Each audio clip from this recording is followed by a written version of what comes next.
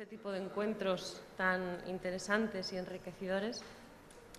Y como no puede ser de otra manera, los asistentes a esta mesa que cierra la jornada de hoy, muy productiva, pero sin duda intensa. Les agradezco muy especialmente la presencia después de todo el día, entre, por supuesto, quienes me consta que hay docentes de las Universidades Autónomas del Caribe, Simón Bolívar, la Universidad de la Costa. Muchísimas gracias, de verdad, por acompañarnos en este ratito. En la jornada de hoy se han unido dos de mis pasiones, la universidad y el derecho. En las mesas anteriores hemos disfrutado de las intervenciones de magníficos ponentes que nos han planteado cuestiones sobre el presente y el futuro de la educación superior. En esta mesa vamos a cambiar el enfoque un poquito, pero no nos vamos a desviar en realidad, porque al hablar de la digitalización en el ámbito jurídico, estamos abordando uno de los temas más relevantes en la actualidad, como es el impacto, la entrada, el efecto de la entrada de las nuevas tecnologías en el ámbito del derecho. Y cuando digo que no nos desviamos, y como hace muy poquito me he hecho un spoiler a mí misma, les decía que no nos desviamos porque quienes pretendemos ocuparnos de la formación de los juristas no debemos, no podemos dejar de mirar muy de cerca cuáles son las necesidades del estudiante. Las necesidades del estudiante, y sin duda una de ellas es salir perfectamente preparados para incorporarse al mundo laboral. Y por lo tanto tenemos que garantizarles, tenemos que garantizarnos que les proporcionamos la adquisición de las competencias que les van a demandar en la realidad práctica. Esas competencias que, entre muchas otras, hoy se hablan pues, de las competencias blandas, de muchas otras se han tratado, pero que si nos centramos en el ámbito jurídico, y al final esto es un congreso muy centrado en el mundo del derecho, pues obviamente pasan por competencias para el manejo de herramientas digitales. Pues bien, para conversar sobre el tema que nos ocupa contamos con tres ponentes de verdadero lujo. Muchísimas gracias a los tres. Me siento muy honrada por poder, muy honrada y muy chiquitita, debo confesar, al moderar una mesa con semejantes profesionales que nos van a hablar desde su experiencia directa y nos van a dar su opinión sobre cuáles son los retos y las oportunidades que nos presenta en el ámbito jurídico la digitalización.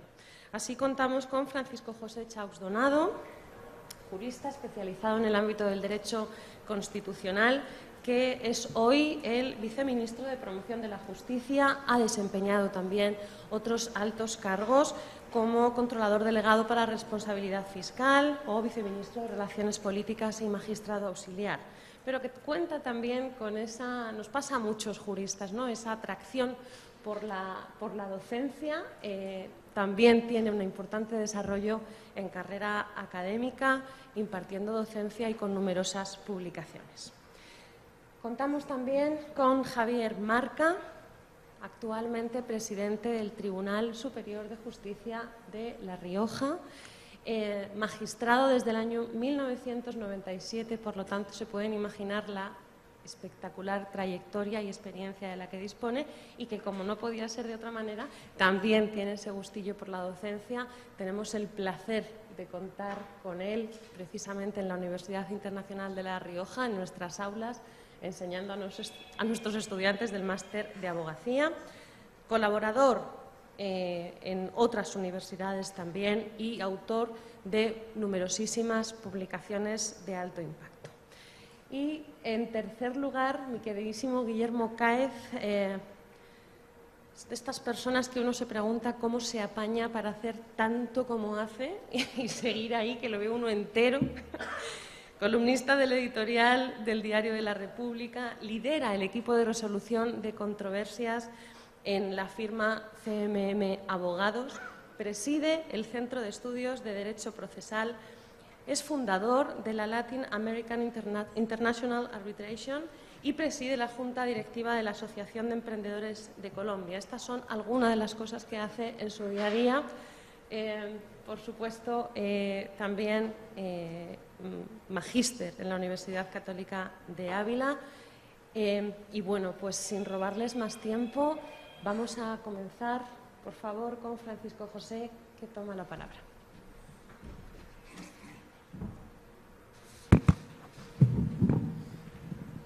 Bueno, muchas gracias. Cuando uno está en el servicio público, por lo general no le hacen unas introducciones tan amables como la del día de hoy, de verdad, muy, muy especial. Un saludo a mis compañeros de panel y a todos ustedes que están aquí ya cerrando la jornada, entonces los cogemos cansados, como diríamos en Colombia. Yo quiero hoy empezar con un pequeño ejercicio y veo a muchos de ustedes conectados a un smartphone.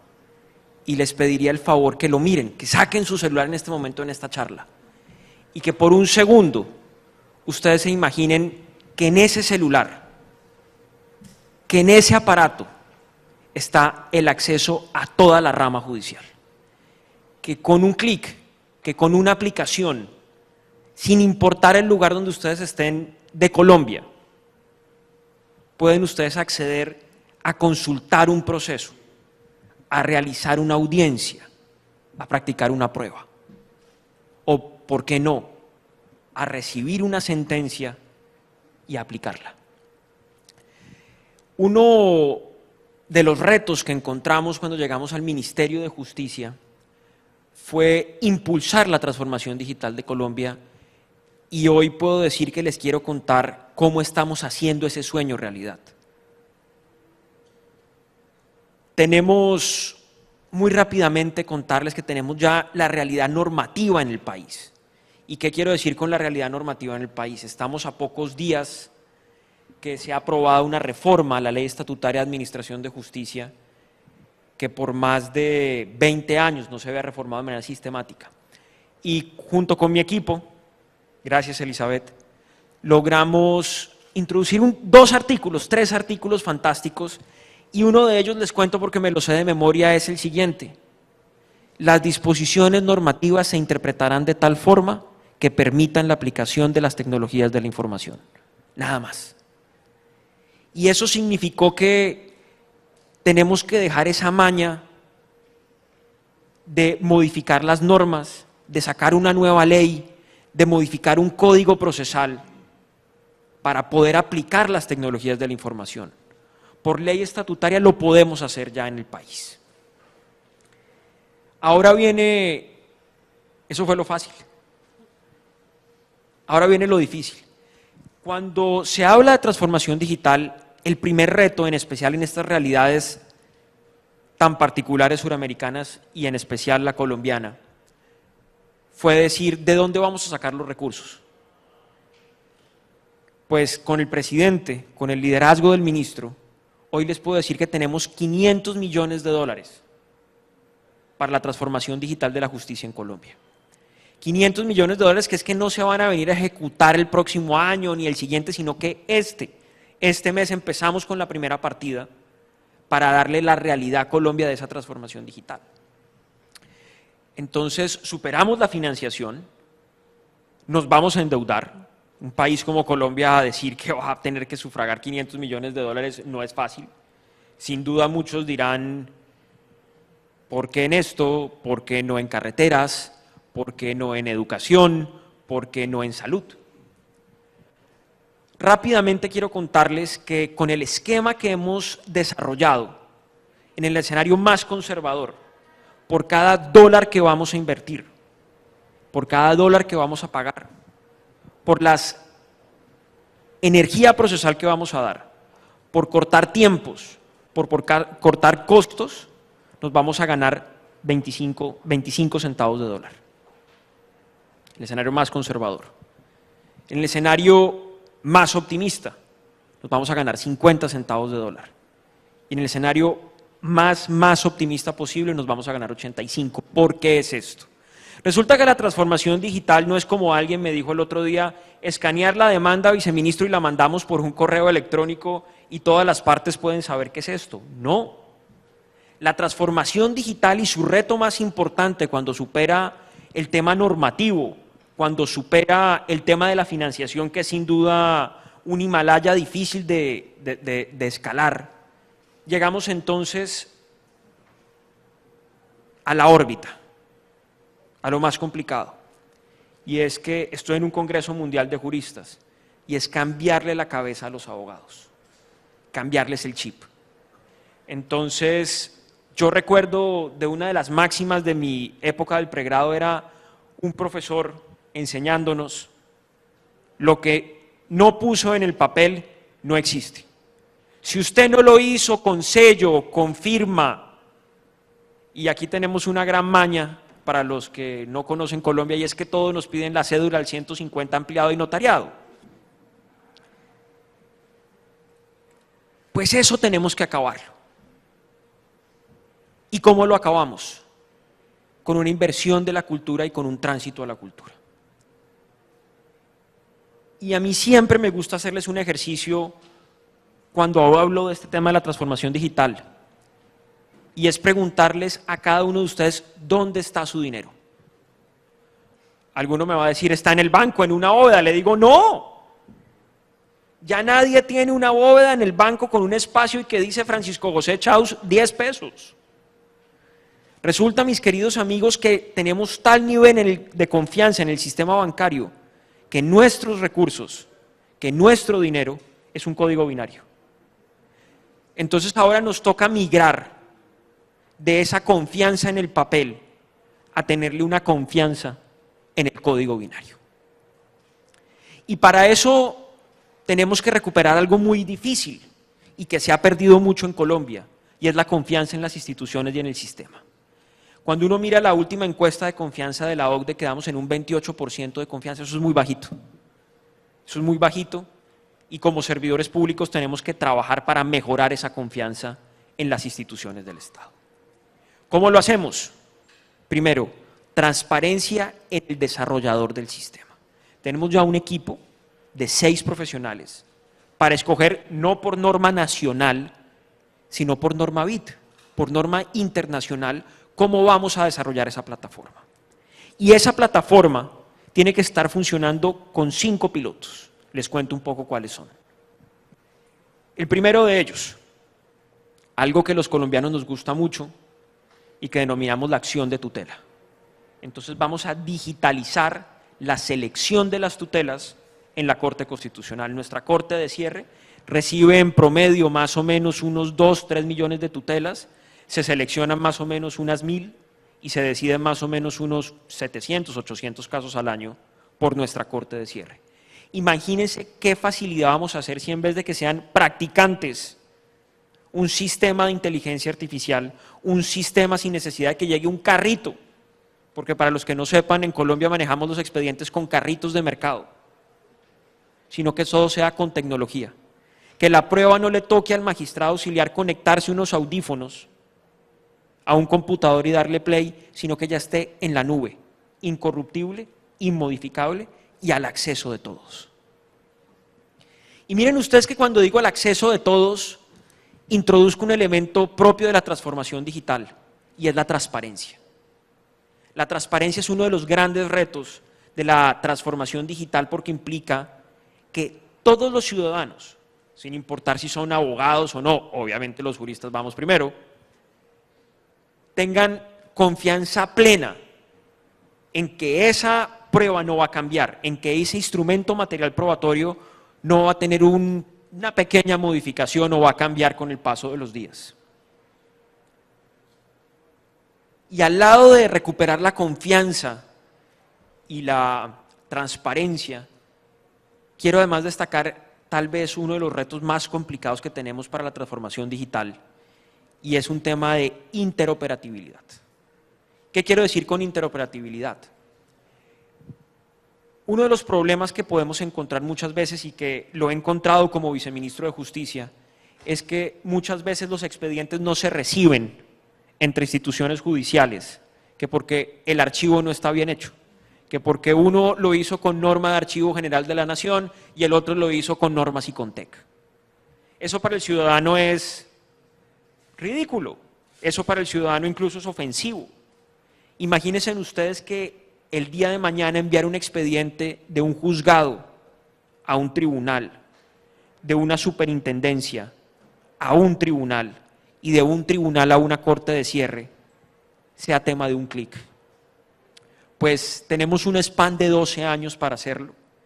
Me quedan 40 segundos y quiero terminar con una cuña de realidad y con una cuña de esperanza, porque la justicia es de todos y donde hay una injusticia hay una amenaza a la justicia en todos lados. En 12 años, como país, tenemos un reto tan importante como es la transformación de Barranquilla, que hoy en día es una metrópolis fantástica. En 12 años tenemos que estar cero papel, justicia transparente, justicia confiable, pero sobre todo al acceso de todos los colombianos. Tenemos las normas, tenemos los recursos, ahora lo único que necesitamos es el concurso de todos ustedes para que nos ayuden a diseñar el mejor sistema posible, contratarlo y, por favor, ayúdenos con su veeduría para que sea una realidad.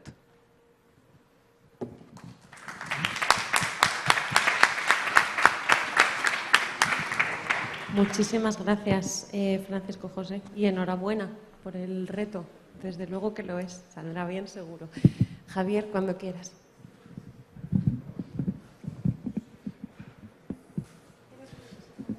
Sí. Sí, buenas tardes. En primer lugar, muchísimas gracias a la UNIR por haberme invitado. Muchísimas gracias, Lola, por tu amable presentación. Y muchísimas gracias a los asistentes.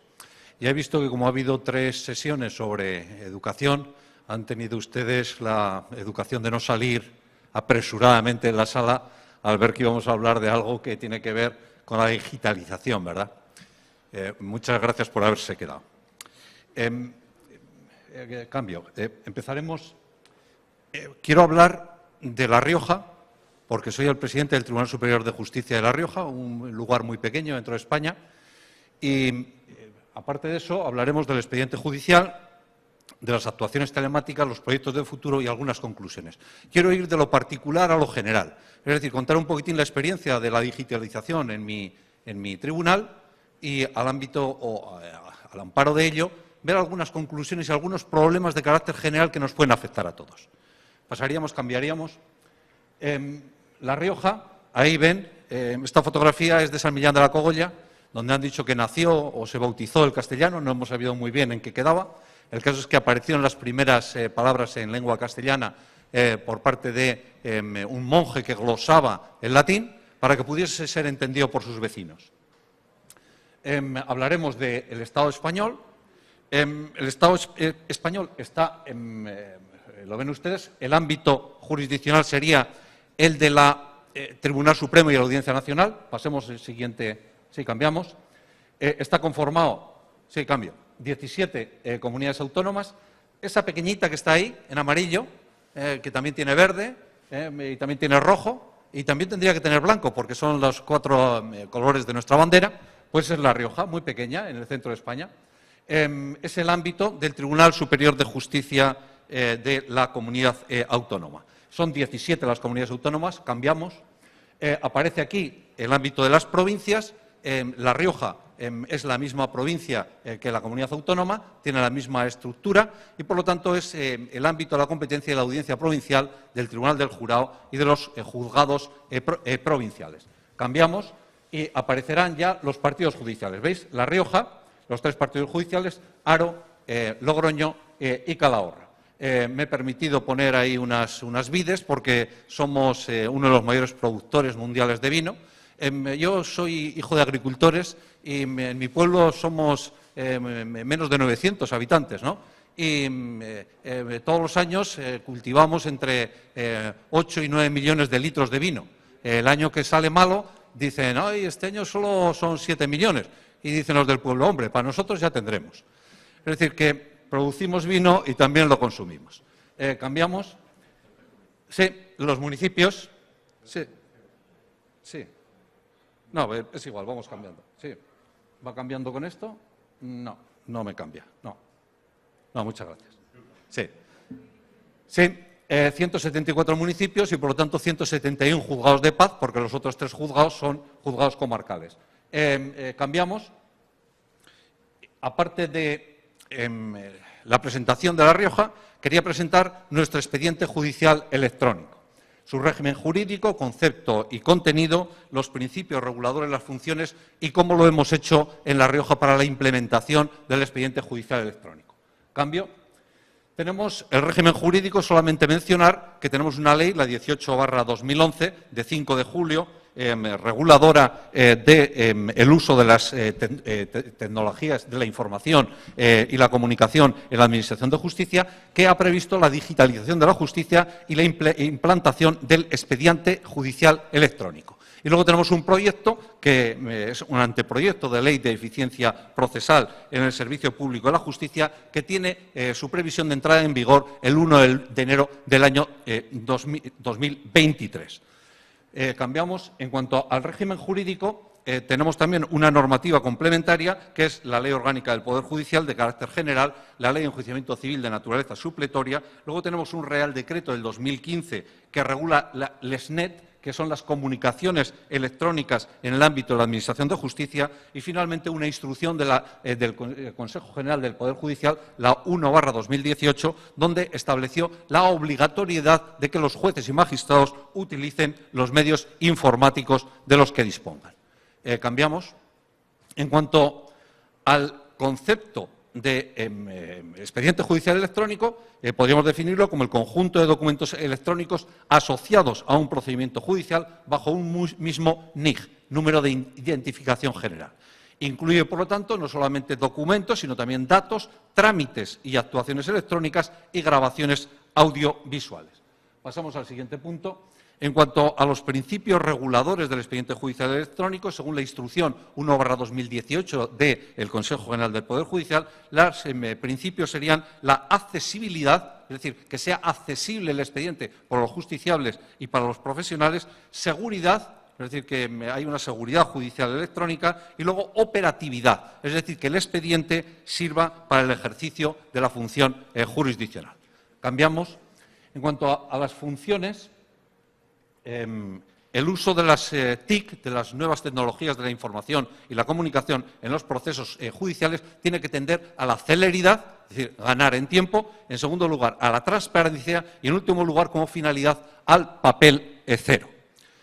Pasamos y hablamos de La Rioja. Vamos a hablar de la implementación del expediente judicial electrónico, su problemática y sus características. Cambiamos. En cuanto a la implementación, dio inicio en octubre del 2018 y finalizó en enero del 2019. Los recursos que utilizamos fue unos cursos de formación adaptados, es decir, adaptados a los distintos clases de profesionales que intervienen en el ámbito de la Administración de Justicia, jueces y magistrados, letrados de la Administración de Justicia y también funcionarios. Y luego la atención técnica presencial continuada. Esto fue importantísimo para que los compañeros quitasen de en medio los miedos.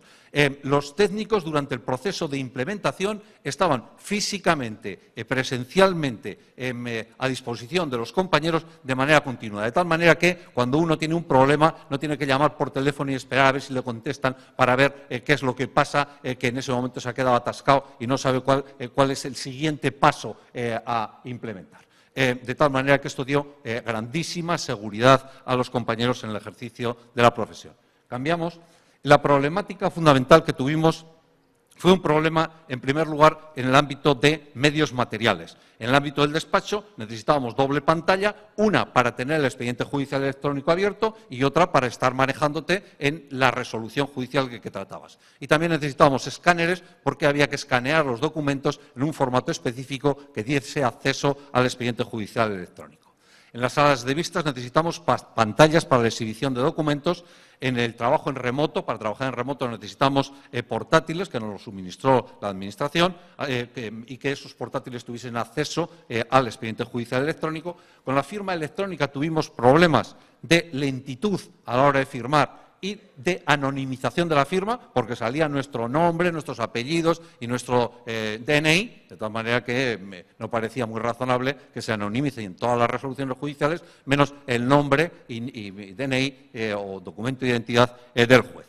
Y en cuanto al expediente judicial electrónico, tuvimos problemas porque necesitábamos un árbol identificativo, es decir, que apareciese la identificación de los diversos acontecimientos por tipos de eventos, por colores, de tal manera que fuese más fácil localizarlos. En segundo lugar, necesitamos un sistema de búsqueda de los distintos acontecimientos dentro del expediente judicial electrónico, un sistema que fuese intuitivo. Teníamos problemas porque los documentos no se podían copiar a Word y, por lo tanto, no se podía trabajar sobre algunos de ellos. Por eso exigimos la presentación de los mismos en formato PDF en sistema OCR y necesitamos un cargador de expedientes administrativos. No podía ser que la Administración nos remitiese cajas y cajas de documentos y nosotros los tuviésemos que digitalizar. Con ese cargador se producía el trasvase automático de toda esa información. Pasamos o cambiamos sobre las características. Sí. Sobre las características del sistema que tenemos en La Rioja, lo he aportado aquí para que el interés se puede optar o acceder a esta presentación, pero no haré una especificidad sobre las mismas. Simplemente hacer referencia a que tenemos un sistema de gestión procesal Minerva, que ya tiene 20 actualizaciones desde el momento de su inicial configuración, que tenemos un sistema de grabación de vistas que permite la firma electrónica por parte del letrado de la Administración de Justicia, que tenemos un sistema de visor de portafirmas y de cargador de expedientes administrativos y que tenemos un sistema de notificaciones electrónicas LESNet. También un sistema de videoconferencias que nos permite la creación de tantas salas virtuales como necesitemos.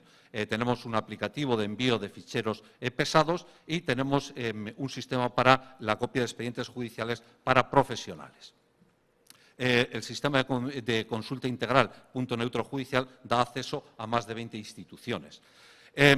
Cambiamos, porque no quiero especificar todas las características del sistema de expediente electrónico y llegamos al siguiente punto que me interesa, que es el de las actuaciones telemáticas. Aquí quería hablar de la regulación, una guía de uso, los juicios virtuales y qué hemos hecho en La Rioja en el año 2020. Cambiamos. En cuanto a la regulación, os señalo que el artículo 229 de la Ley Orgánica del Poder Judicial establece como previsión general la posibilidad de la videoconferencia para todo tipo de actuaciones o vistas públicas. La Ley de Enjuiciamiento Criminal, el 731, hace una regulación específica para el ámbito penal, haciendo referencia a que el tribunal de oficio o instancia de parte puede acordar que se proceda a la práctica de esas vistas o declaraciones a través de videoconferencia. No obstante, dice que siempre que lo considere por razones de utilidad, seguridad, orden público, gravosidad o minoría de edad del declarante. Quería reseñaros que, como consecuencia de la pandemia, el Real Decreto Ley 16/2020 estableció la preferencia en pandemia de las videoconferencias siempre que fuese técnicamente posible. Pero en el ámbito penal se mantiene esa preferencia, pero la Ley 3/2020 habla de la existencia de excepciones penales. Lo que viene a decir específicamente es que el investigado tendrá necesariamente que estar presente siempre que lo solicite él o su abogado en dos casos. Cuando se trate de una vista en la que se vaya a pedir su prisión provisional o cuando se trate de un juicio en el que vayan a solicitar una pena de más de 2 años de prisión, salvo casos de fuerza mayor. ¿Por qué 2 años de prisión? Porque en España el 2 años de prisión es el límite de pena con el que te pueden dar la libertad condicional y, por lo tanto, no entrar en prisión. Cambiamos. Aparte de las actuaciones telemáticas, la guía de uso no me interesa demasiado. Pasamos al siguiente. No lo digo porque... juicios virtuales. En los juicios virtuales lo que os quiero plantear es más temas objeto de debate que objeto de solución. Yo he tratado sobre los juicios virtuales en un trabajo que está publicado y está en abierto, que se llama Juicios virtuales en tiempos de coronavirus. Ahí trato estas cuestiones, pero quiero lanzar aquí qué es un juicio virtual. Porque lo que es una videoconferencia todos lo sabemos, pero ¿qué es un juicio virtual? ¿Qué es diferente de una videoconferencia? ¿Es un juicio sin tribunal? Es decir, con un tribunal virtual. ¿Es un juicio con las partes litigantes virtuales? ¿Es un juicio con el acusado virtual? ¿Qué problemas se derivan del hecho de que se plantee uno de estos supuestos? Yo creo que el juicio con un tribunal virtual es posible técnicamente, pero es inadmisible jurídicamente. Si queréis debatimos luego por qué. Creo que un juicio con partes litigantes virtuales es posible técnicamente y admisible jurídicamente como regla general. Yo solamente exceptuaría aquellos casos en los cuales la prueba de cargo única o principal prueba de cargo sea la declaración de la víctima. En esos casos yo creo que la presencia es necesaria, salvo supuestos de grave peligro para esa víctima. Y luego el juicio con acusado virtual, es decir, que no está delante. ¿Es posible? Yo creo que es posible. Hasta ahora todos los países o muchos de los países regulan el juicio en ausencia, ¿no? Pero claro, es cuando él no quiere ir al juicio. Pero ¿y cuándo quiere ir al juicio y no se le deja? Él quiere ir al juicio, el acusado, pero dicen, no, que es usted muy peligroso, no, le vamos a hacer su declaración en el juicio va a ser desde la prisión.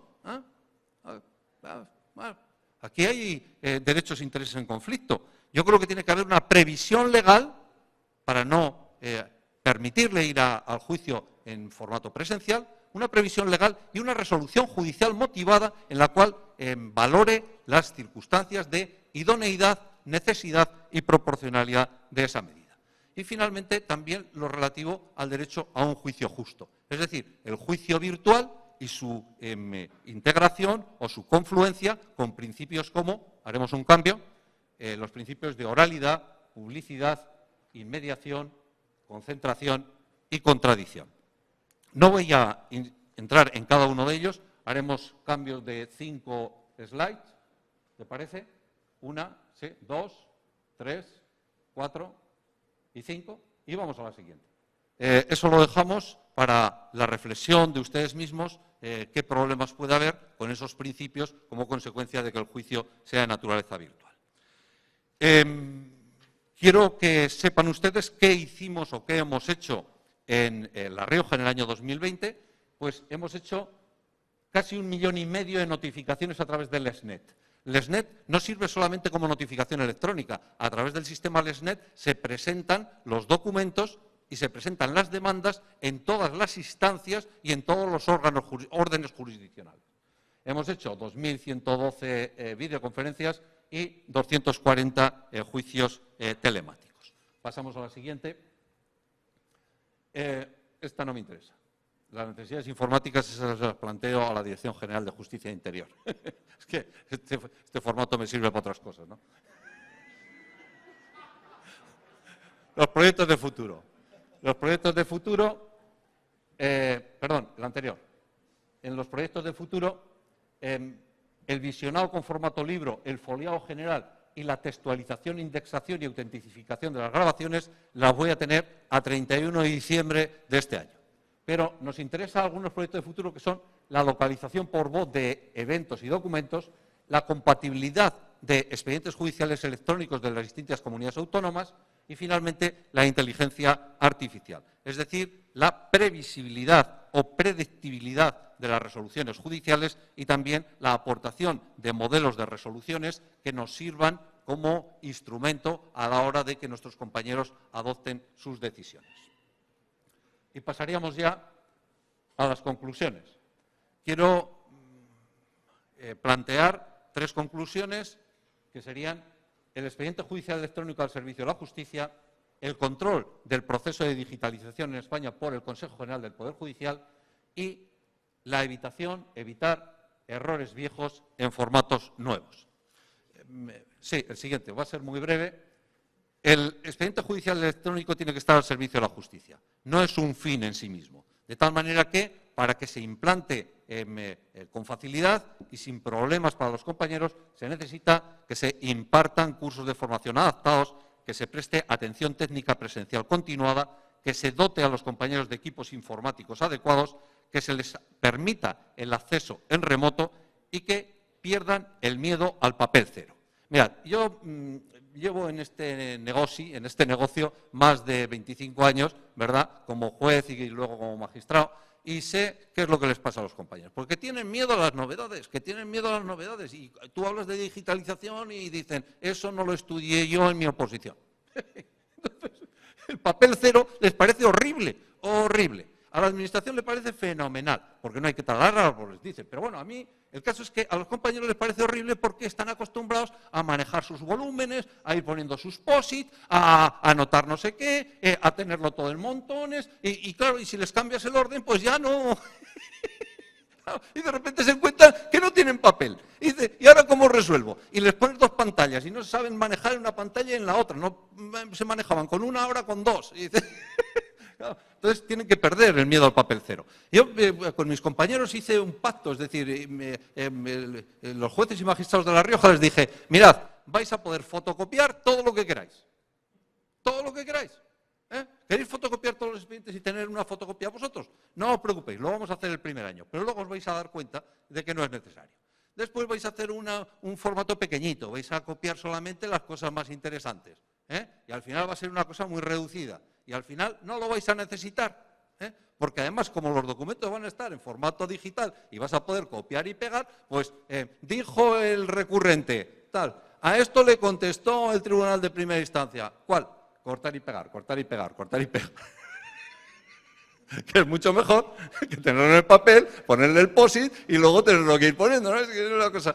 Bien, entonces es cierto que lo importante es no asustar a los profesionales del derecho que tienen muchísimo trabajo, que no llegan, pobrecitos míos, hay que tengo que resolver 14.000 cosas esta mañana y lo tengo que hacer ya. Porque el problema de la justicia es el problema de la velocidad en la resolución. Yo a mis alumnos en la escuela judicial, durante 5 años fui profesor en la escuela judicial, les decía, el problema de la bala no es la bala en sí, yo he tenido miles de balas en mis manos y nunca me han hecho ningún daño. El problema es la velocidad, el problema de la resolución judicial no es si es buena o mala, sino que no puedes hacer una tesis doctoral para explicar algo que te ponen al detenido allí y el detenido le tienes que decir esta misma tarde si entra en prisión o queda en libertad. Y lo tienes que hacer ya, es la velocidad. Bien, siguiente slide, y es el penúltimo, el control del proceso. En España yo creo que tiene que llevarlo el Consejo General del Poder Judicial, porque es el encargado de que se compatibilicen los expedientes judiciales electrónicos de las distintas autonomías, porque está diseñado como organismo de control. Además, tiene que regular las actuaciones telemáticas, es decir, tiene que hacer una regulación sistemática y completa de las mismas y, finalmente, tiene que prevenir que estas tecnologías, esta digitalización, cómo afecta o no a la salud laboral. Tened en cuenta que estamos teniendo problemas de carácter de salud anudados a la utilización de las nuevas tecnologías. Y como tercera y última conclusión, pasamos a la última slide, sería que tenemos que evitar errores viejos en formatos nuevos. Es decir, el acceso a los servicios electrónicos tienen que ser en condiciones de igualdad. Tenemos que prever que tienen que acceder a estos nuevos sistemas personas con discapacidad, personas con dificultades económicas y personas con dificultades de formación. Y también tenemos que evitar el error de que no se respeten las garantías procesales. Debemos trabajar para que las nuevas tecnologías ayuden a los fines de la justicia, pero siempre que no lo hagan a costa de los derechos de los ciudadanos. Cerramos ya. Muchas gracias por su atención. Muchísimas gracias, Javier, por el ejercicio de transparencia y tan formativo. Ya se pueden imaginar cómo disfrutan nuestros estudiantes en clase. Guillermo, cuando quieras, por favor. Lola, muchas gracias a todos por la hora de estar acá. Perdonen mi voz porque el aire acondicionado me genera una alergia particular y eso hace que tenga que hablar un poco ronco, decimos en Colombia. Yo no soy tan espectacular aquí como mi anterior ponente, pero yo quisiera abordar la digitalización de la justicia desde dos grandes puntos. La primera es la lógica de construcción de la digitalización de la justicia y la segunda es la responsabilidad de la academia, que va muy atada en una pregunta que hacían en el panel anterior, en la formación de los abogados de cara a los retos futuros. Y venía un poco con un discurso sí crítico y oyendo al viceministro Chaux, quiero volver a dejar del discurso crítico casi que haciéndole una lista de Navidad, aprovechando que no todas las veces tengo al viceministro de Justicia al lado. Entonces, parto de lo siguiente, ¿el ministerio tiene una función administrativa? ¿Me voy? No, no, no, no, no. Si alguien le puede pasar papel y lápiz al viceministro para que pueda tomar nota, mejor. Pero a lo que voy es lo siguiente, el ministerio tiene unas facultades en Colombia, para los que no son colombianos, en la estructura del Estado, que genera muchos escenarios para la administración de justicia, administrativos, como lo decía el viceministro, habla sobre todo lo que tiene que ver con el préstamo BID, este empréstito que es una gran inyección de capital para la justicia, esto es un logro administrativo y gerencial, pero el ministerio, a pesar de la buena voluntad y todo lo que puede hacer desde la parte administrativa, pues tiene una gran limitación, que fue la estructura de poderes que se ingeniaron hace unos años, y es la independencia que tiene la rama judicial, no solo en la toma de las decisiones, sino en la ejecución de sus presupuestos. Entonces el ministerio se enfrenta a unos grandes retos porque tiene unos impulsos gerenciales en los que, con muy buena lógica en algunos casos, se intentan hacer modificaciones de justicia, pero la justicia en su independencia, y con el respeto de mi querido magistrado copanelista, a veces cabezones, como dicen en España, o sea, un poco tercos, pues tienen una lógica que no va de la mano del nuevo mundo. Y yo he acuñado todo eso en una frase, y es que hoy la justicia y la digitalización de la justicia está llena de expertos de un mundo que ya no existe. Y esto lo que quiere decir es que nos están dando cátedra a aquellas personas o que están queriendo construir la digitalización de la justicia, personas que son expertas en un mundo pasado, en un mundo de papel. Y hoy por hoy lo que debiéramos pensar es pensar en una lógica diferente. Así que, partiendo de esa base y de la limitación que tiene el ministerio, abordo la razón por la cual creo que Colombia, desde la rama judicial, no desde el ministerio, está pensando y está construyendo mal la transformación digital. Como país tenemos unos grandes retos, no solo en administración de justicia, sino en infraestructura, no solo infraestructura vial. Queremos construir una justicia para Bogotá, para Medellín, para Cali, para Barranquilla, pero no estamos pensando en la justicia de más o menos 30 millones de colombianos que en su gran mayoría no están ni siquiera conectados a Internet. Hay juzgados que hoy, en la era de la cuarta revolución industrial, y que todos cogimos un discurso simplemente para mantenernos vigentes, no tienen siquiera un Internet con el cual pueden recibir las demandas en línea. Teniendo en cuenta esa realidad, la primera asunto, que yo sé que no es de competencia del ministerio, pero que con su liderazgo seguro lo vamos a poder impulsar, es la necesidad de construcción de infraestructura de telecomunicaciones para que definitivamente pueda la transformación digital funcionar. De nada sirve que yo tenga un Ferrari si donde voy a correr es una trocha o es un camino de herradura. Entonces yo puedo tener el mejor carro del mundo, pero si ese carro está diseñado en una trocha, pues jamás ese carro va a poder funcionar. Y bajo esa premisa, de los grandes ejemplos por los cuales, la lógica por la cual está construyendo el Consejo Superior de la Judicatura, que es, para quienes no son colombianos, quien es la entidad que se encarga de hacer la administración de los recursos y de los implementos de la justicia, es la lógica por la cual se están creando nuevas barreras de la administración de justicia. Hablemos de lo siguiente, Colombia tiene más o menos un 30% de analfabetismo de las áreas tradicionales sobre las cuales teníamos educación: leer, sumar, restar y dividir, ¿cierto? Si el 30% de los ciudadanos colombianos tienen analfabetismo, imagínense ustedes cuántos que no tienen siquiera internet y son analfabetas, pues tienen la capacidad de generar acceso a la administración de justicia en herramientas digitales. Esa es la primera barrera que no hemos logrado superar. Ya pasamos infraestructura, pasamos ahora a la barrera social, que en un país como Colombia pues es bien importante. En la rama judicial, lo primero que hizo cuando atacó la pandemia fue que se pueda permitir hacer radicaciones en línea, que podamos radicar demandas en línea. Y uno resulta que, yo no sé si a ustedes les pasa, pero yo personalmente me equivoco en por lo menos el 90% de las direcciones de correo electrónico que escribo cuando voy a mandar un correo electrónico. 90%. tal vez porque sea disléxico, pero hay otros que se podrán equivocar en un rango menor. Ahora piensa en esta persona que tiene condición de analfabetismo, que no tiene acceso a Internet, que seguro su acceso a Internet es lo que llamamos en Colombia café Internet, donde las teclas del computador no son exactamente visibles, no sabe si es la M, la E, la W o qué es, y los correos electrónicos para radicar en Colombia es J de juzgado, el número del juzgado, entonces supongamos que es el 404, si es municipal del circuito, si es la corte, circuito, si es de Bogotá, entonces le ponemos Bogotá, y además de eso, @sendog.ramajudicial.gov.co. Ahí estamos creando la primera barrera de acceso a la administración de justicia digital.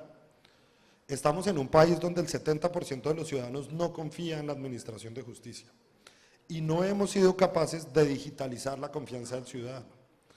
La segunda parte en la que voy a abordar de por qué la lógica en que se está construyendo mal, y esto es solo un ejemplo que es real, quienes son abogados litigantes como yo hablo desde la práctica profesional, entenderán que este es un solo ejemplo. Hay otro que es, vaya al micrositio del juzgado. Entonces, hay una gran página de la rama y le dicen a uno, ¿dónde está la notificación? En el micrositio del juzgado. El micrositio del juzgado es casi que encontrar una aguja en un pájaro, más o menos. Y aquí hay varios litigantes que están moviendo la cabeza y lo sufrimos.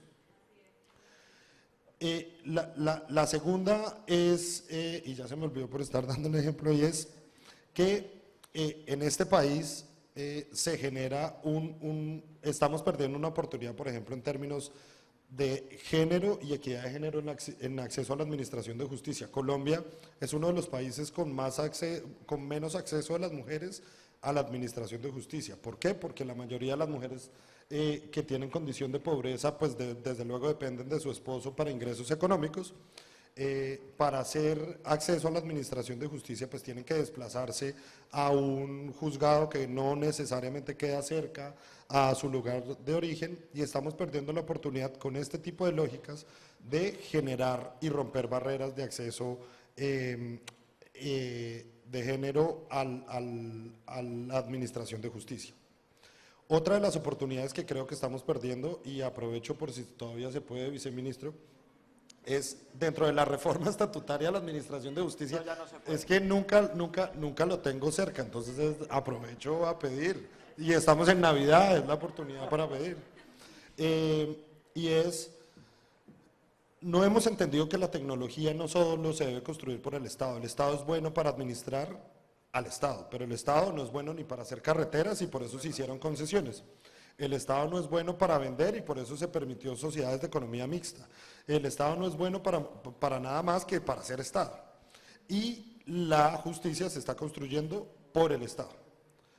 Esa es la primera llamada. Entonces, hay algo que en tecnología se llama los sandbox. Esto suena súper sofisticado y la traducción es súper simple, cajas de arena.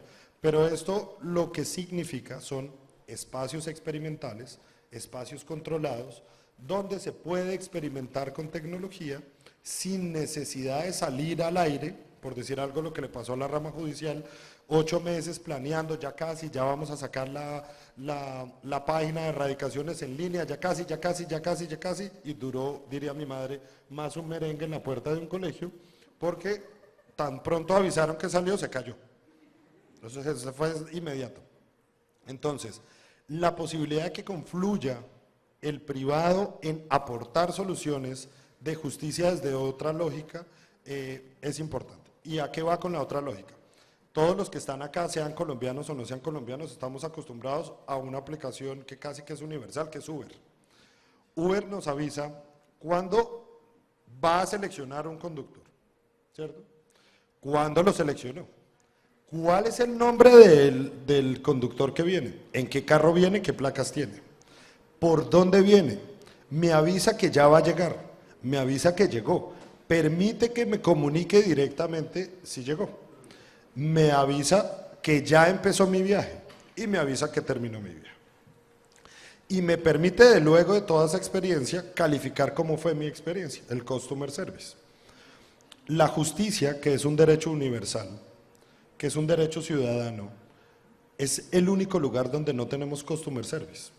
porque no tenemos cómo medir la eficiencia de la justicia. No hablo por el ministro, hablo por la rama judicial. Salen estadísticas sin confrontación como, durante la pandemia hicimos 1,5 millones de audiencias. ¿Contra qué estamos comparando las estadísticas? ¿Cuántas audiencias se hacían antes? Es un buen logro que se hagan 1,5 millones, pero ¿en dónde está la oportunidad de mejora?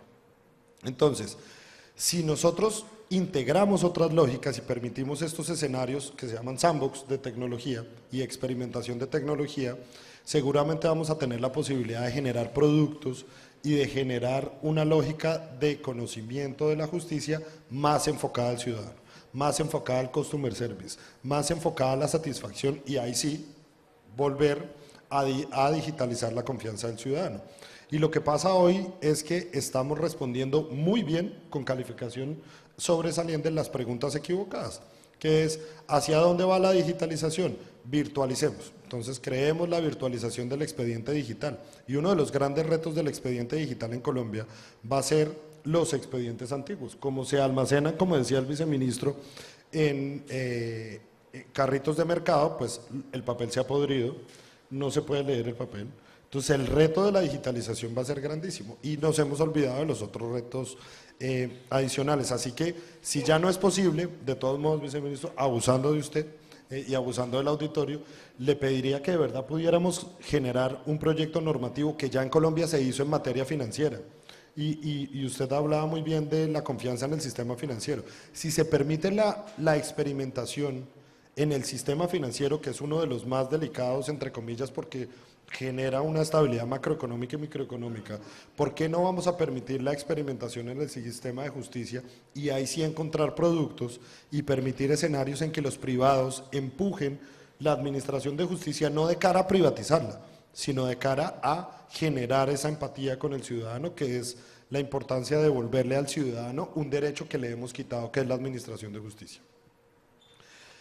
Y por otro lado, la responsabilidad de la academia. Yo creo que uno de los grandes problemas, y hablaba Moisés Wasserman anteriormente, y no es que se me haya robado la idea, yo creo que uno de los grandes problemas es que las facultades de derecho tradicionales, y no hablo por la UNIR, porque debo hacer aquí una cuña respetuosa con Lola, y es, a mí me impresionó mucho conocer la UNIR en la medida que la lógica con la que se construye la UNIR no es la lógica de lo que está pasando hoy en el derecho, sino es la lógica de lo que va a pasar en el derecho.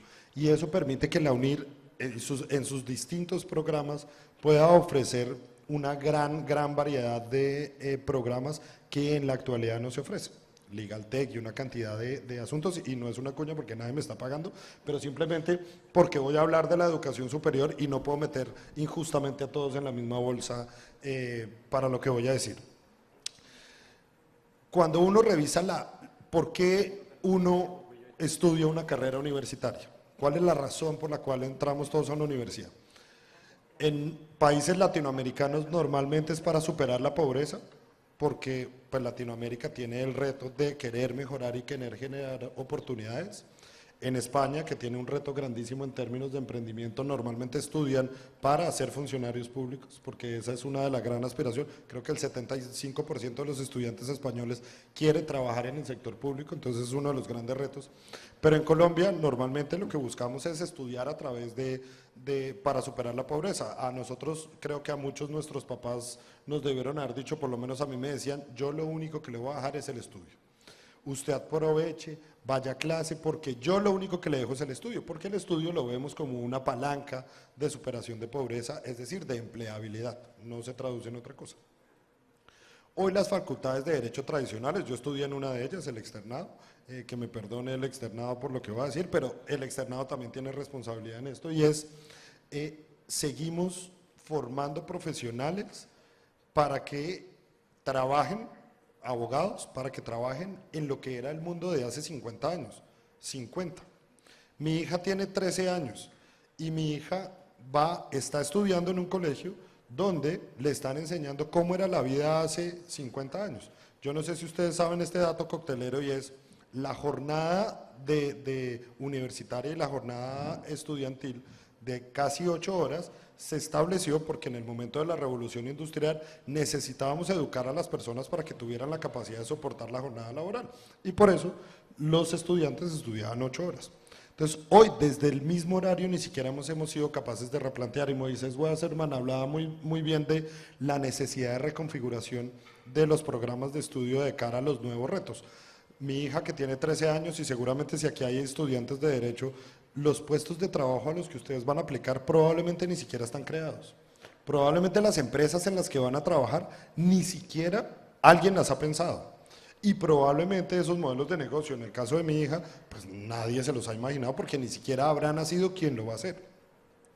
Si nosotros no aprovechamos la oportunidad y la coyuntura que trae la pandemia para transformar realmente la educación y hacer una apuesta, países como Colombia, incluso como España, que le está pasando, van a perder una competitividad de cara a lo que viene en el futuro.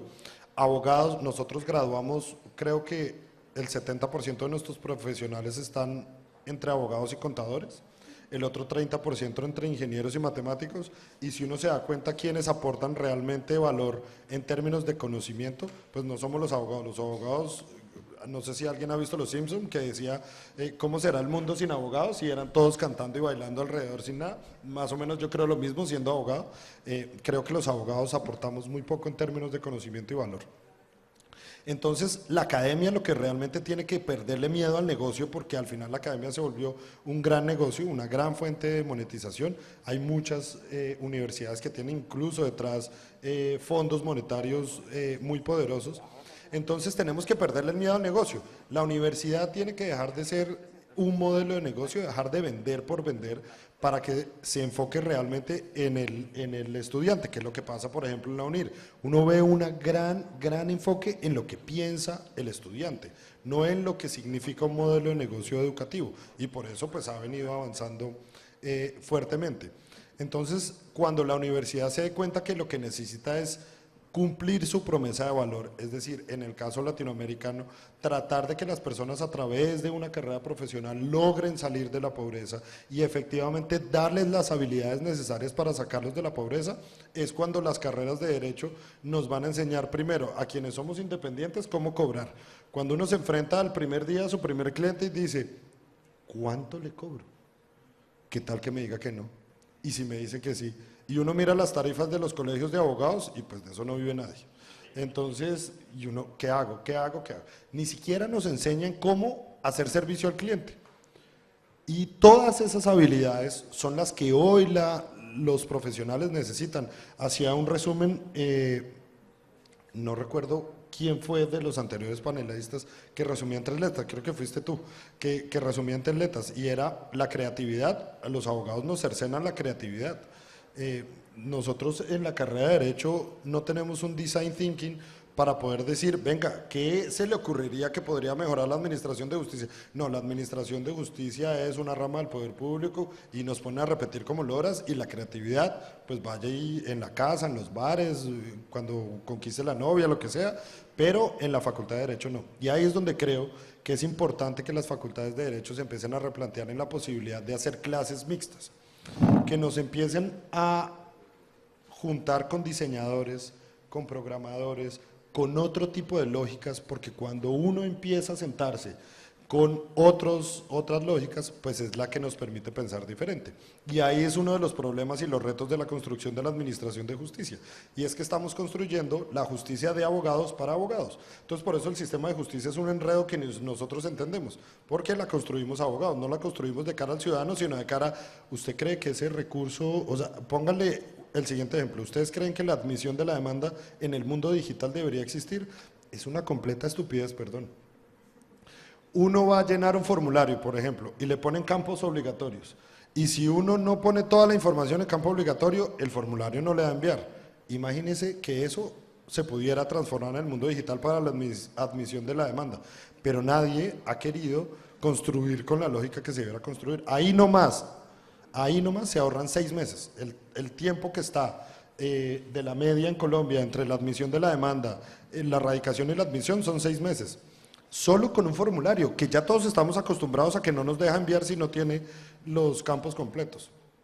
Entonces es importante darle el crédito de responsabilidad a la academia por lo que está pasando hoy en la Administración de Justicia y por la lógica en la que se está construyendo. Es que nos formaron en un mundo de hace 100 años o de hace 200 años, nos siguen dando clases de cómo funcionaba el derecho romano, a mí me encanta el derecho romano, pero cómo era todo en el derecho romano, pero no nos están diciendo cómo puede ser en el futuro y cómo podemos cambiar en el futuro.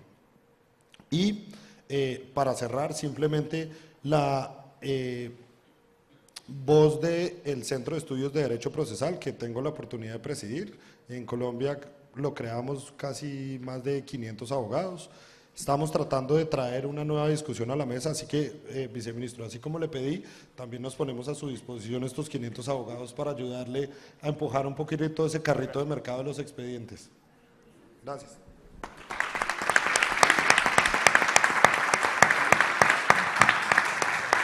Bueno, muchísimas gracias, Guillermo. Gracias, por supuesto, a los tres. Yo tengo que hacer una pequeña aclaración, porque es cierto que parece que Guillermo y Javier se excedían en el tiempo de presentación y nuestro viceministro fue extremadamente legal, pero lo cierto es que hubo una confusión, ellos contaban con un tiempo y aquí nos activaron un relojito que fue que el viceministro Chaus era el que estaba siguiendo, que ahora vamos a compensar en el turno de preguntas dándole todo el tiempo que necesite. Mientras no me pidan más porque Exacto, no, pero ya no vale, ya no hacemos más listas, más cartas a los Reyes Magos. No, yo solo quería hacer una intervención que ahora comprendo porque me han puesto en medio. Esto pensaba que era aleatorio, pero no. Viendo cómo se ha desarrollado Nada es aleatorio en el derecho, Javier, nada. Sí. En cualquier caso, a mi compañero de la izquierda, solamente quería decirle una cosa, que la Administración de Justicia yo siempre digo que es una administración mendicante. Siempre vamos pidiendo medios materiales, medios... Y yo, en mis peticiones, siempre sigo una regla que ahora la voy a designar como regla TPA. No es nada en inglés, es tantas peticiones como alabanzas. Si tú haces 3 peticiones, alábalo 3 veces. Te has quedado un poco corto. Fenomenal. Bueno, yo ahora creo que tenemos como 10 minutitos. Vamos a dejarle, por supuesto. Un segundo, que ahora no dejo hablar al doctor viceministro? Cáez, 315-404-000. No es un Uber, es mi celular, me puede llamar y con mucho gusto seguimos charlando y me hace otro tipo de peticiones. Ahí estamos. Muchas gracias, viceministro. Último tema, yo no hago los correos de la rama judicial, jamás se me hubiera ocurrido ponerse en doc 1, 2, 3, juzgado cuarto, no. Y finalmente, yo sí debo, y qué pena, no estoy buscando trabajo hasta el 7 de agosto del próximo año. Simplemente decir que yo sí le doy las gracias a la Universidad Javeriana porque sí tuve un pensamiento creativo, sí tuve una oportunidad de pensar en una constitución diferente, pensar en un país diferente, soñar que podía mejorar lo que estaba mal en mi país, y soy un eterno romántico. No me gusta ver el vaso medio vacío, sino medio lleno. Y yo entiendo que nos tocó la virtualidad a las malas, porque es que el COVID nadie se lo esperaba, y mucho menos la rama judicial y mucho menos el gobierno nacional, créanmelo. El 806 lo terminamos de redactar faltando 2 días para que nos mandaran a la casa. Pero aún así, y yo sé, no hay comparativos, 860.000 audiencias virtuales en el marco del 806. ¿Cuántas noches? Y yo sí destaco el trabajo de la rama. Esos funcionarios muchas veces mal pagados, digitalizando expedientes a altas horas de la noche.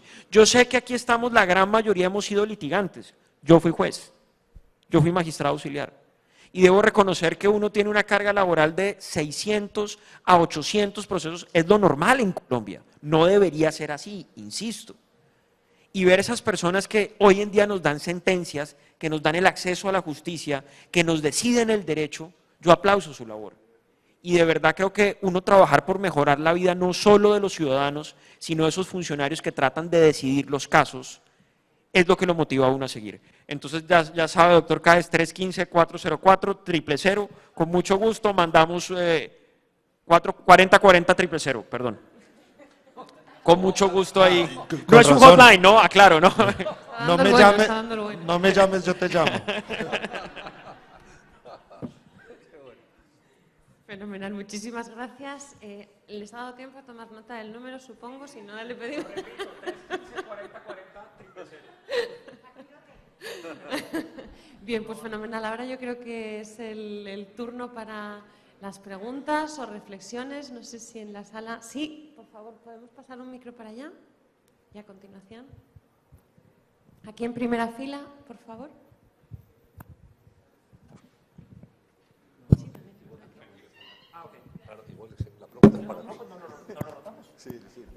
Gracias. Ya anoté el número y para unas sugerencias. Eso. No, en realidad quería hacer como dos anotaciones. Una que cuando se quiere se puede, porque la rama judicial en Colombia llevaba años tratando de hacer la digitalización y el tema virtual y todo eso, y no sé qué pasaba, y pues llegó la pandemia y se pudo, y mal que bien se pudo. Sí, hay fallas, hay cosas, pero a mí sí me sorprendió realmente y me ha sorprendido la forma en que está funcionando. Pero por otro lado, lo que tú decías, Guillermo, de la admisión de la demanda puede no ser tan así, porque cuando el juez admite la demanda también tiene que hacer una revisión, y la hacen, una revisión no solo formal, sino a veces hacen una revisión de la demanda para ver si la admiten o no, obviamente, y la pueden inadmitir o la pueden rechazar, etcétera, etcétera. Entonces, no puede haber un sistema que admita automáticamente la demanda, ¿cierto? Si es a lo que te estabas refiriendo con que uno llene un formulario y se le sale la admisión de la demanda. Entonces, claro, el represamiento es evidente, hay juzgados, yo no sé si tienen menos trabajo o qué pasa, pero son realmente, a mí me han sorprendido algunos juzgados gratamente, de admisiones de demandas en cuestión de 15 días, un mes, y algunos con anotaciones de, ya que unas hasta son chistosas, de el numeral tal está mal, tiene 2 hechos, sepárelos, así. Yo digo, bueno, hay gente juiciosa, como decimos nosotros, en la rama, y la verdad es que sí ha sido muy, muy sorprendente lo que ha pasado. Muchísimas gracias. Aquí creo que... Sí, creo que a continuación estaba, por favor, la señorita de morado. Gracias. Gracias. Bueno, pues tengo como 2 cosas que decir. Yo sí le tengo también, igual que el viceministro, mucha fe al asunto. Creo que además de que hay intención por parte del ministerio, yo sí creo en la creatividad de nuestros abogados y yo tengo pues una experiencia hace poco. Se invitó a un evento al magistrado del Consejo de Estado, Roberto Augusto Cerrato, que lideró, y aquí vengo con lo que decías, que los abogados los mismos abogados hacemos cosas para abogados, pero allí me encantó esa experiencia porque él se junta con 2 ingenieros y una que es ingeniera y abogada, una locura, y diseñaron una plataforma que se llama Samay, que la debes conocer, del Consejo de Estado, que ha funcionado perfectamente y es espectacular. O sea, ha reducido todo el trámite al contencioso administrativo de manera significativa. El trámite de pruebas se hace de una manera súper expedita, totalmente digital y virtual. Entonces, creo que estamos avanzando. O sea, claro, tenemos mucho que hacer, claro que hay unos que se quedaron, pero yo también creo que las universidades estamos en este reto. Yo soy parte de una universidad y la verdad es que creo que sabemos que hay ese reto, así como unir unas que obviamente UNIR se diseñó en ese esquema y va más adelante, hay unas más adelante. Antes había, digamos, como 2 mundos, las universidades que estaban en sus programas digitales y otras que estábamos en la presencialidad. Y eso, digamos, ahora cambió, todas nos hemos tenido que meter, claro que nos falta mucho a unas, a las que hemos sido presenciales tradicionalmente, pero sí creo que estamos trabajando y haciendo la tarea para que nuestros abogados se formen en estas competencias. Y claramente, bajo el 1330 del Ministerio de Educación, ese reto lo tenemos, es crear las competencias y nosotros la hemos creado, es decir, nosotros estamos en un proceso de crear esa competencia para el nuevo abogado, hay que hacerlo. Entonces yo creo que sí hay, y pues la muestra es Samay, que pues ahora el reto es ponerla a conversar con lo que se haga con los $500 millones. Entonces, sí creo que están pensando, y lo ha hecho ya el Consejo de Estado, de crear una plataforma con ingenieros, es decir, pensándose cómo lo necesita el ciudadano, no la rama judicial. Entonces, sí hay experiencias exitosas y creo que hay que apostarle. Gracias.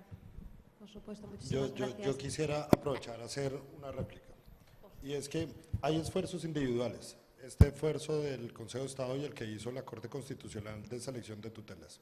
Pero estos han sido esfuerzos que no han sido dinero de la administración pública, para que de pronto hagamos claridad en eso. Yo no hago, bueno, creo que el de la Corte sí tiene algo así. No, pero solo para nombrar dos puntuales, pero el del Consejo de Estado creo que tiene una financiación con la Universidad del Rosario y con la Universidad de Buenos Aires, si no estoy mal. El de la Corte Constitucional lo impulsó mucho la Corporación Excelencia de la Justicia con la banca colombiana. Es decir, que efectivamente, y ahí es donde voy yo, la lógica de construcción cuando se involucró al privado y se involucraron otras fuerzas que no dependen del ministerio, y por eso partí de esa premisa en que hay ciertas competencias que el ministerio se estrella con una pared, y con frustraciones como que la estadística en el Consejo Superior de la Judicatura es que el 30% de su presupuesto se pierde no por corrupción, sino por falta de ejecución. Y ese es un riesgo con el que el ministerio se enfrenta, porque no puede entrar en competencias de la rama judicial. Entonces, esos dos esfuerzos individuales, liderados por el doctor Cerrato, son valiosísimos, pero no vienen de la cabeza de la rama judicial. Entonces, ahora integre y hágase la siguiente pregunta, y no lo sé yo, no tengo la respuesta, y es, esos dos sistemas u otras iniciativas individuales están alineadas con la misma lógica que pide el BID, la construcción del expediente digital. Esperaría que sí, y ojalá que sí, porque si no vamos a perder muchos esfuerzos individuales. Pero lo que debiéramos hacer es que ese tipo de iniciativas no fueran acciones, sino fueran flor de una golondrina de un solo verano, sino que definitivamente fuera una decisión, como sé que lo está haciendo el ministerio. Tuve la oportunidad de conversar con el ministro Wilson Ruiz tal vez hace 2 meses en el despacho de él, y sé el ímpetu que lo está haciendo el viceministro. Pero la crítica que yo estoy haciendo no es simplemente por poner el dedo en la llaga, sino para que todos cuestionemos de alguna manera y exijamos como ciudadanos de que definitivamente, como dice el viceministro, todos esos programas que se están generando presupuestos, que es la labor del ministerio, se ejecuten y lleven a la lógica real, y no estemos perdiendo esta oportunidad, porque es un crédito. Entonces vamos a endeudarnos para hacerlo ¿cómo? Es una única oportunidad, porque el segundo crédito tal vez sea mucho más difícil de sacar. Bueno, yo no soy abogado, quiero aportar un granito de arena. Primero que todo, felicitarlos a todos, muy buenas presentaciones.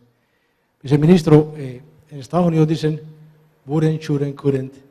No caigamos jamás en análisis parálisis. Lo que están haciendo está bien, todo tiene que arrancar en un momento.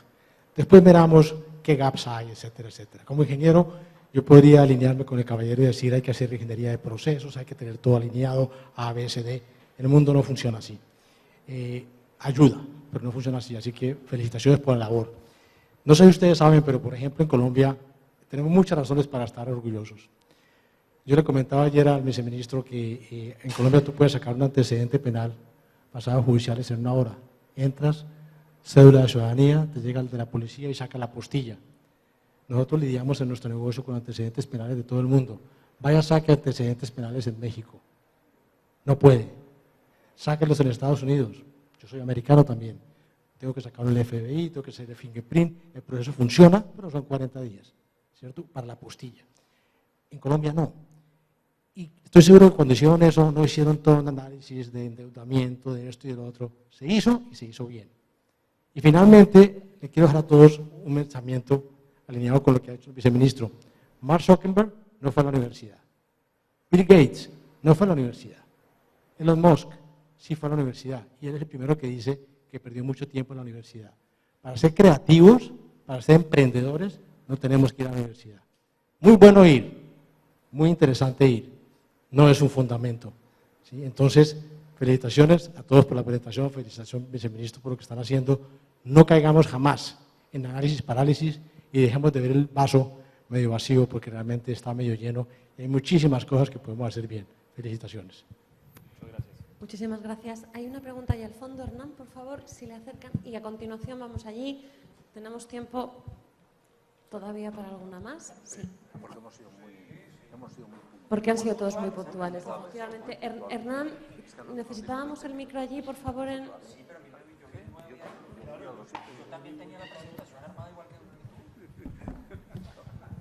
Bueno, mira, muchas gracias, pero ustedes me van a permitir dos cosas. La historia. Resulta que en el año 1986, con mi amigo Jaime Giraldo Ángel, que fue posterior ministro de Justicia, creamos el sistema de informática jurídica del ICFES. Estamos hablando de en los años 80, 86, que el procesador Z80 pues no tenía mucho de creado. Y yo aprendí una cosa con los abogados, maravillosa. El profesor Jaime tenía un libro que era Metodología del Derecho. Yo soy ingeniero, pero aprendí algo con él, y es la lógica que nosotros manejamos los ingenieros, es muy similar a la lógica del derecho. Y también aprendí otras cosas. El método científico lo utilizan los abogados. Penología, cuando entra uno al tema de la investigación, pues no es otra cosa que el método científico. Cuando nos juntamos las disciplinas nos damos cuenta que podemos hacer grandes cosas. ¿Por qué no se ha podido? Porque las situaciones del país no ha sido en derecho, doctor, ha sido en todo, en educación. Uno va porque no han progresado ciertas cosas, porque las situaciones de los países pasan por momentos muy difíciles que no entramos a calificarlos. Pero ¿qué es lo importante que yo veo de esto de acá? Que nos tenemos que juntar. Con el doctor Baracaldo, ustedes, Angarita, con el doctor Angarita hicimos una cosa de derechos de autor y bases de datos. O sea, son personas que en el derecho se han juntado con otras profesiones y hemos sacado cosas. Aquí lo que dice que se han juntado con los ingenieros, es que hay que hacerlo. Yo creo que la multidisciplinariedad tiene que darse en las facultades de Derecho y en todas las otras demás facultades. Seguramente estas reformas nos van a llevar a muchas cosas de competencias que vamos a ser obligados. Lo importante es, yo lo felicito al país y hay que seguir todos luchando por ello. En esa época nosotros pensábamos con Jaime Giraldo, teníamos un sueño, porque nos gustaba predecir el futuro. En ese momento yo era decano de Ingeniería de Sistemas y era el presidente de la Asociación Colombiana de Informática en el año 86. Y teníamos un sueño, y es que la justicia ojalá llegara en 5 minutos o en 10 minutos o anticipadamente. Entonces ustedes tienen que luchar porque eso se dé, que el día de mañana se detecte con mucha facilidad todas esas pruebas de manera automática para que el juez falle muy fácilmente. Hay que darle a la justicia la oportunidad de tener la información para que no sea difícil ese proceso. Y eso se hace con tecnología, porque no hay otra manera de hacer los procesos hoy en día. Y ya los países se están acercando mucho a estas tecnologías de identificación facial, de reconocimiento por dónde están. Entonces los jueces van a tener el día de mañana a la mano muchos más elementos para toma de decisiones acertadas. Muchas gracias, disculpe, pero me pareció importante contarles a ustedes esta historia. Claro que sí, claro que lo es. Nos va a dar tiempo a 2 preguntas más. Teníamos una al fondo de la sala y a continuación aquí. Gracias, buenas tardes. Yo solamente quiero intervenir en 2 sentidos. Estoy muy de acuerdo con la última intervención, no tengo el nombre presente. Guillermo, muchas gracias. Yo creo que yo soy abogado, he tenido la oportunidad de vivir en España 10 años, también conozco el sistema de justicia, soy licenciada allí y he tenido también la oportunidad, al volver a Colombia hace 2 años y medio, de relacionarme mucho con el tema de los datos y de la gestión masiva de información. Y entonces mi pregunta va dirigida a lo siguiente: si bien necesitamos tener prueba y error, tal como lo dice el ingeniero, eso es completamente cierto, Siempre empezamos a mirar una tabla de Excel, un programa de gestión de datos, alguien que me diga una nube de palabras donde yo sepa qué es lo más importante. Y Guillermo mencionaba algo que es algo que a mí hace un tiempo ya me viene dando vueltas en la cabeza y quisiera saber cuál es su perspectiva, y es ¿hasta dónde vamos a llegar con la digitalización? ¿Dónde nos podemos dar cuenta? Estamos aquí, sí, la pandemia nos ayudó, avanzamos, pero vamos a llegar a un punto en donde la digitalización se va a convertir en otra cosa. Entonces, ¿cuál sería el punto exacto en donde no perdemos esa noción de ser abogados, pero empezamos a relacionarnos con otras ciencias? La ingeniería, el diseño, las ciencias políticas, la gestión de datos. Tenemos muchas otras ciencias que nos pueden ayudar a gestionar de mejor manera todo esto que está pasando y todo lo que a lo mejor surgió a partir de la pandemia. Gracias. Muchas gracias. Una de las premisas por las cuales yo estoy involucrado en algunos proyectos puntuales en España, estamos trabajando algunos proyectos que tienen que ver con justicia y productos de justicia para el sistema español, puntualmente en las ejecuciones, estamos trabajando algunas experimentaciones ahí, y una de las lógicas por las cuales entre el grupo de ingenieros que estamos trabajando, y solo para contarles un poco como anécdota, nosotros, el Centro de Estudios e Imaginamos, quienes son los incubadores de Rappi, decidimos hacer una alianza estratégica de cara a tener las dos visiones, abogados, ingenieros, programadores y diseñadores, sentados en un mismo laboratorio pensando en productos para la justicia.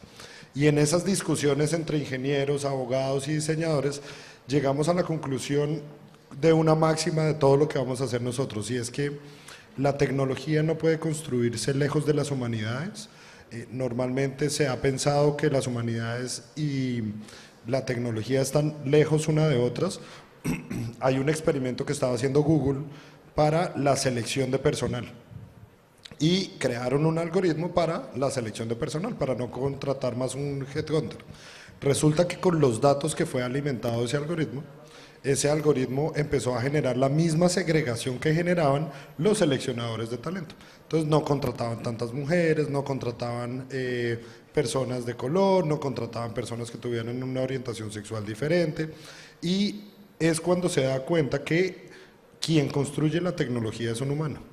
Y como el humano tiene sesgos, no debemos dejar de lado las humanidades, la sociología, el derecho y muchas otras humanidades de cara a la construcción de tecnología.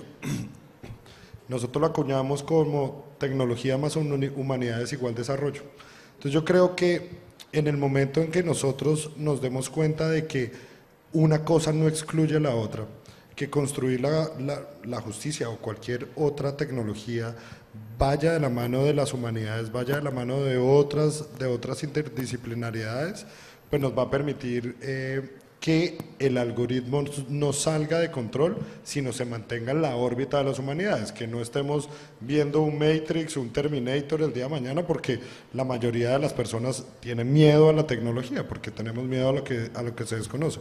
Pero si nosotros como humanos somos conscientes de que podemos impregnar a la tecnología de las humanidades, que es lo que nos vuelve racionales y humanos, pues podemos construir una tecnología mucho más pensada de cara al ciudadano que pensada de cara a modelos de negocio. Y ahí es un poco divagando sobre la respuesta, la lógica sobre la cual yo creo que la tecnología debería construirse, y no como escenarios apartes donde un ingeniero dice una cosa y un abogado lo dice otra, o un psicólogo dice una cosa o un sociólogo otra, sino que esa integralidad nos permite generar productos de calidad, en el caso de la justicia, productos para la ciudadanía, porque van pensados de cara a la lógica. Por eso decía que la justicia está pensada para las grandes ciudades, porque no estamos pensando qué pasa con un señor en Buenaventura y cómo es su lógica de administración de justicia, cuáles son sus necesidades. Entonces no solo son diseñadores, programadores, sino de alguna manera debiéramos integrar otro tipo de ciencias que nos permitan entender mucho más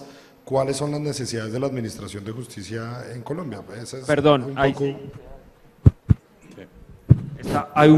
una pequeña cuña. El programa de transformación digital de la justicia no está pensado para Bogotá, Barranquilla y Medellín. Está pensada para la vereda Costa Rica del municipio El Progreso del departamento del Cauca. Está pensada para Cartagena del Chairá. Está pensada para los partes más apartados, porque donde más difícil es acceder a un juzgado de manera presencial no es ni Bogotá, ni Barranquilla, ni Medellín.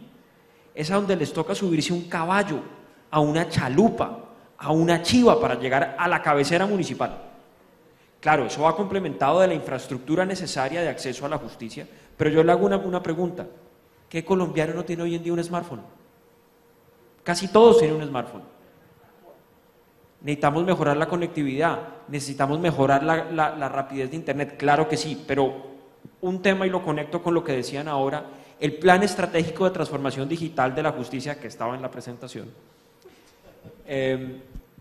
se nutrió de unas experiencias exitosas que hemos tenido y menciono dos muy rápidas.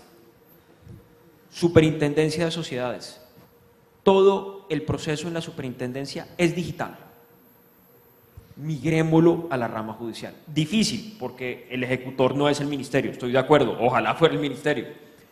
Pero resulta que quería contarles también algo. En la línea del crédito de los 500 millones de dólares dejamos un esquema de ejecución donde no es solo la rama judicial, o mejor, no es solo la judicatura, también están las altas cortes, y hay dos invitados permanentes, que es el Ministerio de Tecnologías y el Ministerio de Justicia. Entonces, no es solo un tema de ejecución única y exclusiva de la rama, también vamos a tener voz. Un ejemplo que me ha sido un magistrado del Consejo de Estado, es que llevamos pidiendo zapatos durante 40 años y nos mandan es camisas, pues ya van a tener un espacio para poder decir qué es lo que necesita la rama. Y me atrevo a decir algo, el éxito que tuvimos de esta capacidad de endeudamiento en la Comisión Interparlamentaria de Crédito Público fue precisamente poderle mostrar a las personas cómo con la justicia digital lo que hacemos es que los lugares más apartados de La Rioja, no sé, probablemente allá todo es pavimentado, sea más fácil acceder a ella, sea más fácil presentar una acción de tutela o un recurso de amparo. Entonces, eso es lo que buscamos con la transformación digital. No es dejar la justicia únicamente en Bogotá, Medellín. La podemos mejorar en el esquema digital. Esa app la podemos crear y nos podemos sentar a dialogarla y construirla entre todos, porque de eso se trata la democracia. Pero yo sí quiero destacar que desde que empezamos la negociación del crédito BID y desde que empezamos la construcción de este proyecto de transformación digital, nuestro principal objetivo, eficiencia, efectividad, pero uno de los más importantes es superar las barreras de acceso. Y las barreras de acceso la superamos con compromisos concretos. Y un compromiso concreto es decir, vamos a inyectar 500 millones de dólares a la justicia. No, de acuerdo. Sí, solo quería dar una pincelada, ya que me parece que está todo muy centrado en el ámbito del país. Pero yo lo que quiero que reflexionemos es sobre que la digitalización y las tecnologías de la información y la comunicación no son un fin en sí mismas, no son un bien en sí mismas. Estamos súper bien digitalizados, hemos adaptado todo. Es que es un instrumento. En tanto en cuanto sirvan para una mejor administración de justicia, serán buenas o serán malas. Para eso es para lo que tienen que servir, para una mejor administración de justicia. Por lo tanto, los abogados, los profesionales del derecho, tendremos que velar porque la implementación de esos mecanismos respeten los derechos de los ciudadanos, contribuyan a favorecer el respeto a los derechos de los ciudadanos. En otro caso, avanzamos en una digitalización sin sentido. Muchísimas gracias. Desde luego que es un tema interesantísimo. Queda claro, patente, que es un reto, pero bueno, yo creo que están sentadas las bases y se solucionará sin duda. Creo que ha llegado el momento, me van a disculpar de que cortemos, ya nos están llamando la atención, nos hemos pasado del tiempo. Muchísimas gracias a los tres, muchísimas gracias, por supuesto, a todos.